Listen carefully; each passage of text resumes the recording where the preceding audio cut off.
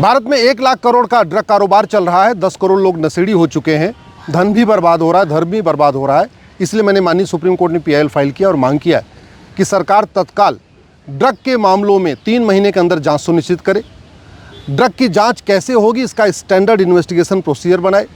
Drug के मामले में एविडेंस कैसे कलेक्ट करना, इसका भी स्टैंडर्ड इन्वेस्टिगेशन प्रोसीजर बनाए। जब ड्रग पकड़ी जाती है, जब ड्रग सीज़ की जाती है, जब ड्रग की सैंपलिंग होती है, जब ड्रग की इन्वेंट्री होती है, उसकी प्रॉपर वीडियो रिकॉर्डिंग करे। साथ ही साथ हर जिले में स्पेशल ट्रायल कोर्ट बनाई जाए और 1 साल के अंदर ड्रग के मुकदमों का फैसला हो। आज की डेट में 2 लाख लोग साल में मर जा रहे हैं नशा शराब के कारण। 20 लाख लोग गंभीर रूप से बीमार हो जाते हैं साल में नशा और शराब के कारण। और ड्रग कारोबार लगातार बढ़ता जा रहा है। अब ये केवल पंजाब में नहीं है या केवल केरल में नहीं है, देश के सभी हिस्सों में ड्रग कारोबार फैल गया है। अब ये केवल शहरों में नहीं है बल्कि गाँव में भी है। इन नशेड़ियों को पैसा नहीं मिलता, माता पिता की हत्या कर देते हैं। नशेड़ियों को पैसा नहीं मिलता, पत्नी की हत्या कर देते हैं। इन नशेड़ियों के चक्कर में छोटे छोटे बच्चे अनाथ हो जा रहे। इस ड्रग के कारण जो है बहुत सारी बहन बेटियां विधवा हो रही हैं। ड्रग के कारण जो माता पिता, उनका बुढ़ापे का सहारा ख़त्म हो रहा है। इसलिए ज़रूरत इस बात की है कि ये जो NDPS एक्ट है इसमें संशोधन किया जाए, इसको बदलाव किया जाए। टाइम बाउंड इन्वेस्टिगेशन हो, टाइम बाउंड ट्रायल हो, टाइम बाउंड पनिशमेंट हो और सज़ा भी अब क्वांटिटी के हिसाब से हो। कितनी ड्रग पकड़ी जा रही उसके हिसाब से सज़ा हो। सज़ा भी कंसेक्टिव हो और 100% प्रॉपर्टी सीज़ करने का प्रावधान हो।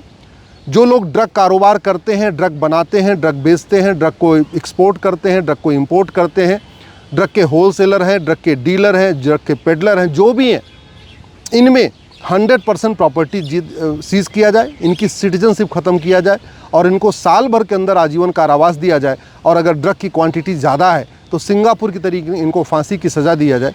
ये मांग किया है मैंने माननीय सुप्रीम कोर्ट से। और हमने ये भी कहा है कि जो लोग ड्रग कारोबार करते हैं, केवल ड्रग तो पकड़ ली जाती है लेकिन इनकी प्रॉपर्टी की जांच नहीं होती। अल्टीमेटली ड्रग कारोबारी काला धन इकट्ठा करते हैं। ड्रग कारोबारियों के पास बेनामी प्रॉपर्टी होती है। ड्रग कारोबार पूरा हवाला के ज़रिए चलता है। तो जो लोग ड्रग के मामले में पकड़े जाते हैं उनके ऊपर NDPS एक्ट का केस तो चलता है, लेकिन उनके खिलाफ बेनामी प्रॉपर्टी का एक्ट नहीं चलता, उनके खिलाफ ब्लैक मनी एक्ट नहीं चलता, उनके खिलाफ हवाला का मामला नहीं बनता है, नहीं किया जाता ना।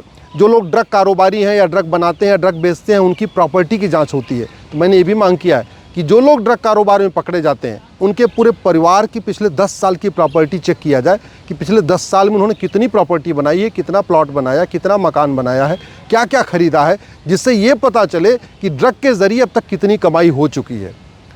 पूरा देश बर्बादी की तरफ जा रहा है। मैं आशा करता हूँ कि सरकार भी जागेगी, इस घटिया 1985 का जो NDPS एक्ट है इसको बदलेगी, सिंगापुर वाला कानून ले आएगी।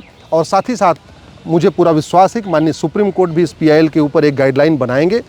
3 महीने के अंदर जांच कंप्लीट होगी और साल भर के अंदर ड्रग कारोबारियों को सज़ा होना शुरू हो जाएगी।